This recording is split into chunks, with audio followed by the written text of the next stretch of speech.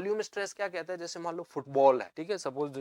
हमारे पास एक फुटबॉल है, अब हम इसके ऊपर फोर्स लगा रहे हैं, चारों तरफ से फोर्स लगाना जरूरी है, पूरे डायरेक्शन, जैसे इसको ना पानी में डुबो तो पानी वो काम कर लेगा, यूनिफॉर्मली चारों तरफ से ये फोर्स लगाएगा। अब इस फोर्स की वजह से क्या है ना, मटेरियल अगर कमजोर है ना तो ऐसे दुबक जाए, लेकिन अगर स्टील की बॉल है तो मटेरियल एक दूसरे से लड़ेंगे, मतलब घुसेंगे नहीं आपस में, ठीक है, वही इंटरनल टेंशन जनरेट हो रही है, उसी को हम स्ट्रेस कहते हैं। अब मटेरियल के पार्टिकल्स में स्ट्रेस क्यों जनरेट होगी, मटेरियल्स के पार्टिकल में स्ट्रेस इसलिए जनरेट हो रही है क्योंकि कोई उसको ऊपर से दबा रहा है, तो अंदरूनी पार्टिकल्स जो है, जो मेटल के या फिर जो बॉडी है उसके पार्टिकल्स में तनाव आएगा,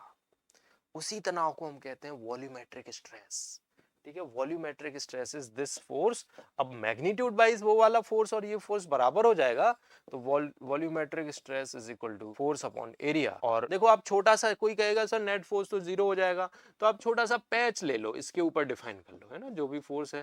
this force divided by area, तो फोर्स पॉइंट एरिया। और मैथमेटिकली ये प्रेशर के बराबर हो जाता है, ठीक है, mathematically this is also equal to pressure applied, mathematically ये प्रेशर के अलावा हम इसको इक्वेट कर सकते हैं। इसका again SI unit is going to remain same, that is equal to newton per metre square,